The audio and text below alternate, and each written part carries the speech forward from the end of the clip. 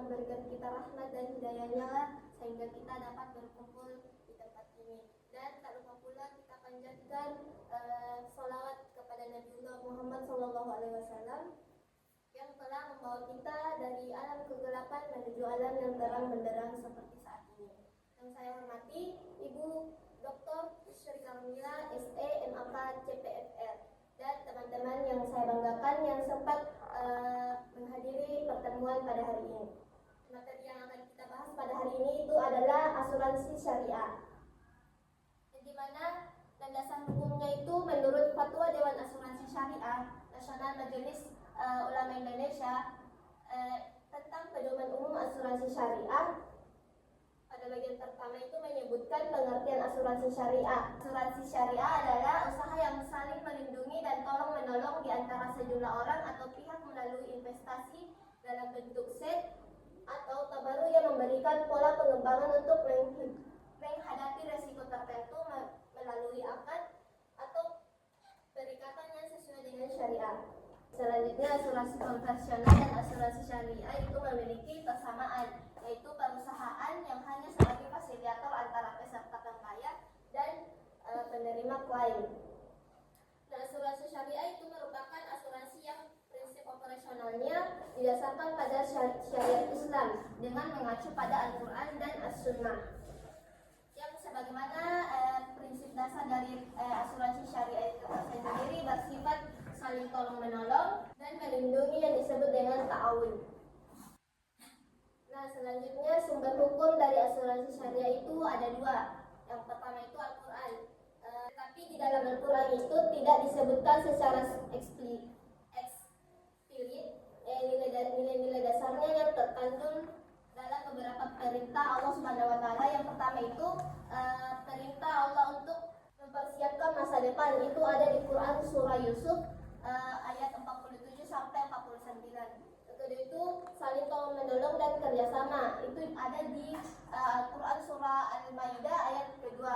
Yang ketiga itu saling melindungi dalam keadaan susah, itu dalam surah Quraisy ayat 4. Dan terakhir itu bertawakal dan optimis berusaha, itu terdapat pada Quran surah Al-Habun ayat 11. Nah, sedangkan asuransi syariah menurut As-Sunnah itu berlandaskan pada hadis riwayat Bukhari yang menekankan pentingnya kemandirian finansial keluarga. Nah, Rasulullah SAW menegaskan bahwa lebih baik meninggalkan ahli waris dalam keadaan berkecukupan daripada membiarkan mereka dalam kemiskinan yang memaksa mereka meminta-minta kepada orang lain. Nah, selanjutnya kita masuk ke sejarah sumber asuransi syariah. Asuransi syariah itu sendiri memiliki 4 sejarah. Yang pertama itu apa sejarahnya terdapat pada sistem akilah, yang dimana sejak jauh sebelum adanya peradaban modern, umat Islam sudah mempraktikkan konsep tolong menolong yang disebut dengan sistem akilah. Dalam tradisi ini, anggota masyarakat mengumpulkan dana bersama ke dalam sebuah tabungan yang disebut kuns. Uang tersebut digunakan sebagai dana darurat untuk membantu sesama yang mengalami kesulitan, seperti membayar denda bagi keluarga korban kecelakaan atau membebaskan hamba sahaya. Yang kedua itu perkembangan dunia pada tahun 70-an dan 80-an. Nah, seiring berjalannya waktu, para ulama melihat bahwa asuransi konvensional mengandung unsur yang dilarang seperti judi dan bunga. Jadi karena itu negara-negara muslim mulai mendirikan lembaga asuransi yang murni berdasarkan prinsip Islam. Yang ketiga itu masuknya asuransi syariah ke Indonesia. Nah, di Indonesia sendiri semangat asuransi syariah itu mulai menguat setelah berdirinya Bank Muamalat pada tahun 1991. Karena dibutuhkan jasa perlindungan yang sejalan dengan prinsip bank tersebut, tokoh-tokoh dari ISMUD kemudian membentuk tim khusus bernama Tepati untuk merancang sistem asuransi syariah. Nah, hasilnya itu pada tanggal 25 Agustus 1994 berdiri asuransi syariah yang bernama Syarikat Takaful Indonesia, yang kemudian dipecah menjadi takaful keluarga dan takaful umum sesuai aturan hukum yang berlaku. Nah, selanjutnya itu kondisi asuransi syariah saat ini. Nah, saat ini asuransi syariah telah berkembang sangat pesat dan menjadi pilihan populer bagi masyarakat. Selain perusahaan yang murni syariah seperti Takaful dan Mubarakah, banyak perusahaan asuransi konvensional seperti Yasindo dan Bumi Petra yang kini membuka cabang syariah karena tingginya minat masyarakat. Hal ini membuktikan bahwa asuransi syariah bukan hanya sekedar tren baru, melainkan untuk modern dari tradisi tolong menolong atau yang disebut dengan ta'awun yang sudah diajarkan sejak zaman Rasulullah. Nah, materi selanjutnya itu prinsip asuransi syariah.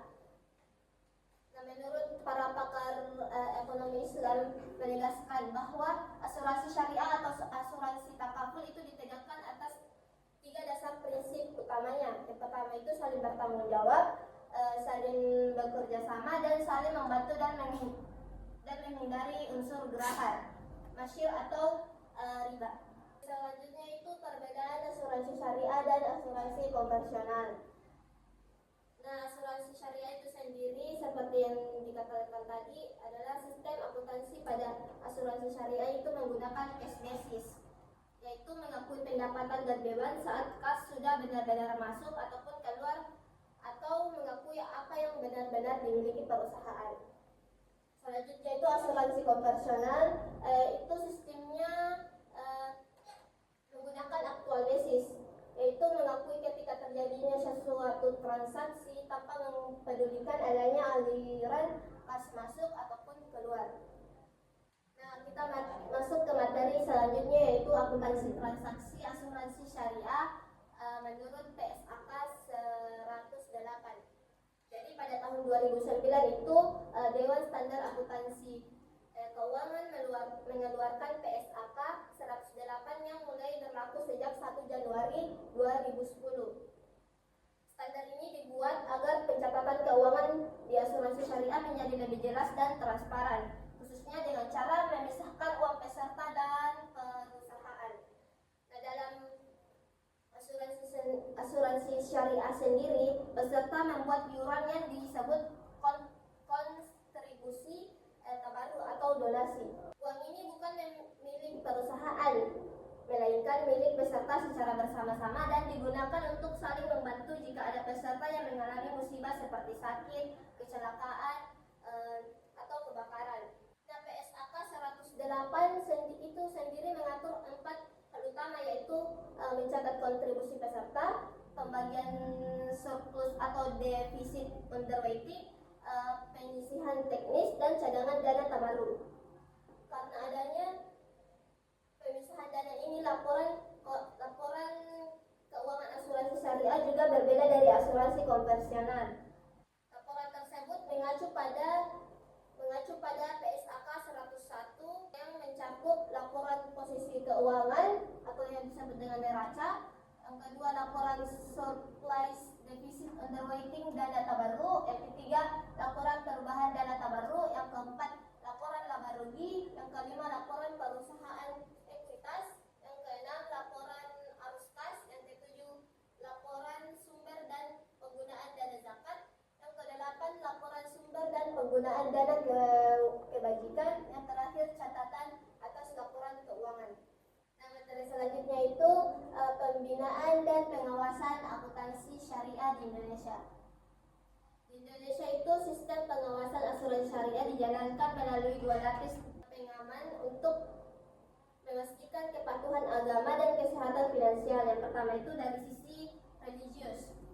Menurut DPS dan DSN bertugas memastikan seluruh produk dan pengelolaan dana tidak melanggar prinsip syariah. Yang kedua itu dari sisi pemerintah, pengawasan dilakukan secara aktif melalui pemeriksaan langsung ke kantor perusahaan untuk mengecek dokumen dan catatan keuangan, serta secara pasif melalui kewajiban perusahaan untuk mendapatkan laporan neraca laba rugi kepada pemerintah atau yang disebut dengan OJK dan mengumumkannya di surat kabar agar dapat dipantau oleh masyarakat.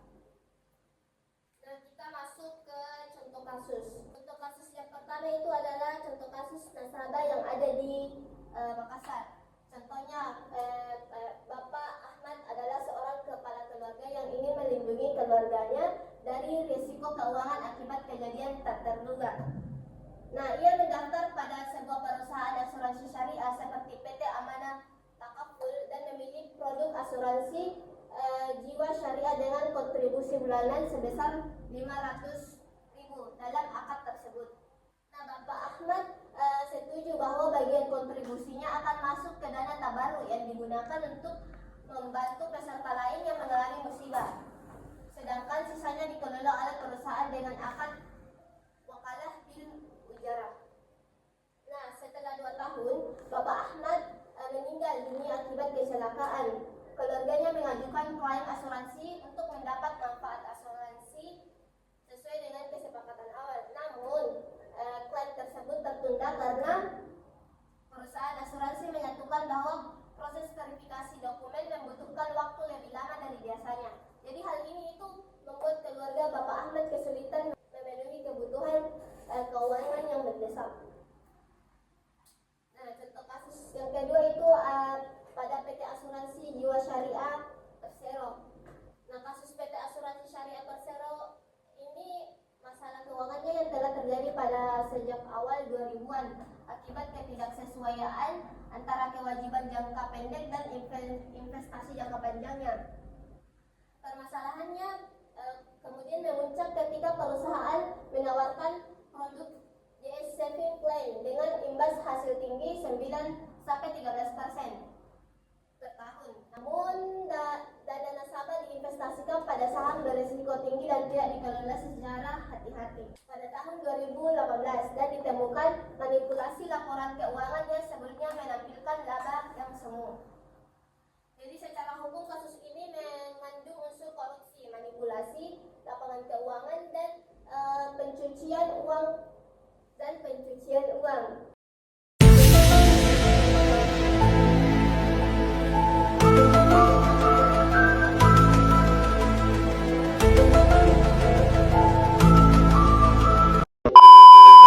Kasus PT Asuransi Jiwasraya memang merupakan asuransi konvensional dan bukan asuransi syariah. Tapi kasus ini relevan bagi industri asuransi syariah karena menunjukkan pentingnya prinsip kehati-hatian, transparansi, dan tata kelola perusahaan. Nah, contoh kasus yang terakhir itu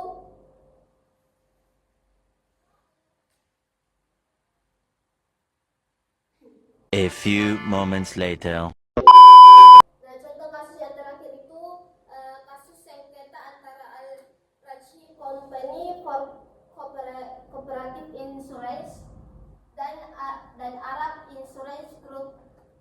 Jadi di mana kasus ini bermula pada perselisihan pembayaran premi dalam kontrak reasuransi sejak tahun 2015. Kemudian Arik sebagai pihak reasuransi menggugat Al-Rajhi Takaful melalui Komite Penyelesaian Sengketa Asuransi di Arab Saudi karena adanya selisih jumlah premi yang dianggap belum dibayar. Nah, kemudian Al-Hajri Takaful mengakui sebagai kewajiban namun menolak total nilai yang dituntut. Jadi pada akhir 2024 Komite Banding memutuskan bahwa Al-Hajri Takaful wajib membayar sekitar SAR 25,44 juta kepada Arik termasuk biaya terkait. Nah, itu saja pemaparan materi yang dapat saya sampaikan. Sekarang saya membuka sesi tanya jawab kepada teman-teman sekalian. Baik, sekarang saya membuka sesi tanya jawab kepada teman-teman sekalian. Untuk yang ingin bertanya silakan angkat tangan terlebih dahulu. Baik, kepada saudari Tasya, saya persilahkan. Baik, terima kasih atas kesempatan yang telah diberikan. Perkenalkan, saya Tasya Salsabila dari kelompok 11. Yang ingin saya tanyakan ada di slide 7 pada bagian akuntansi transaksi asuransi syariah PSAK 108. Di situ menjelaskan bahwa standar akuntansi keuangan mengeluarkan pedoman standar akuntansi yang mengharuskan perusahaan memisahkan pencatatan antara dana tabaruk yaitu peserta dan dana perusahaan. Nah, jadi yang mau saya tanyakan itu sekiranya hal apa yang menyebabkan ataupun yang menjadi faktor uang tawaran tersebut dan uang perusahaan harus dipisahkan dari dalam asuransi syariah. Nah, jadi uang peserta dan uang perusahaan itu harus dipisahkan karena dana peserta atau dana tabaruk itu bukan milik perusahaan, melainkan milik peserta secara bersama untuk saling membantu saat terjadi musibah. Nah, pemisahan ini penting agar dana tidak disalahgunakan untuk keperluan perusahaan dan pengelolaan menjadi transparan serta sesuai prinsip amanah dan syariah. Mungkin itu saja. Saya kembalikan kepada Baik, terima kasih atas kesempatan yang telah diberikan. Jadi tadi penjelasannya saudara Lulus sudah mulai dipahami. Namun di sini katanya dia itu baru efektif pada 2010. Nah, kan sekarang sudah 2026. Jadi aturan tersebut masih berlaku sampai tahun sekarang atau bagaimana? Nah, jadi standar akuntansi pada tanggal 1 Januari 2010 itu sudah direvisi. Yang dipakai sekarang itu PSAK 108 revisi 2016. Nah, sejak 2024 nomornya itu diganti PSAK 408. Jadi konsepnya itu masih dipakai tapi regulasi teknisnya itu udah update. Oke, baik. Terima kasih atas jawaban yang telah diberikan. Jadi dia pakai yang 2016 nih setelah direvisi. 16. Baik, terima kasih kepada saudari Tasya. Selanjutnya saya kembalikan kepada teman-teman. Apakah masih ada yang ingin bertanya? Silakan. Baik, kepada saudari Hilda saya persilahkan. Baik, sebelumnya terima kasih banyak atas kesempatan yang telah diberikan. Mungkin bisa saya lihat di bagian pembinaan dan pengawasan asuransi syariah Indonesia. Nah, mungkin bisa dilihat di bagian paragraf terakhir yang dimana ada tertulis jika perusahaan terdeteksi melanggar aturan, pemerintah akan memberikan sanksi bertahap. Nah, jadi jika perusahaan asuransi syariah terbukti melanggar aturan, apa saja sanksi yang diberikan dari pemerintah begitu? Baik, itu saja saya kembalikan. Baik, terima kasih kepada saudari Hilda. Jadi sanksi yang akan diberikan oleh pemerintah itu memiliki 3 tahap. Yang pertama itu tahap pertama sebagai teguran, yaitu peringatan tertulis untuk segera memperbaiki kesalahannya. Nah, jika pelanggaran hukum masih tidak dilanjuti, pemerintah dapat memberikan sanksi berupa pembatasan kegiatan usaha sehingga ruang gerak perusahaan itu dibatasi. Yang terakhir itu pada tahap paling tegas, yaitu pemerintah berwenang mencabut izin usahanya tersebut. Nah, langkah-langkah ini bertujuan menjaga kepatuhan perusahaan sekaligus melindungi kepentingan peserta asuransi. Saya kembalikan kepada saudari Hilda. Baik, terima kasih atas jawaban yang telah diberikan. Jawaban yang telah diberikan sudah cukup untuk dipahami. Saya kembalikan. Baik, terima kasih kepada teman-teman yang sudah mengajukan pertanyaan.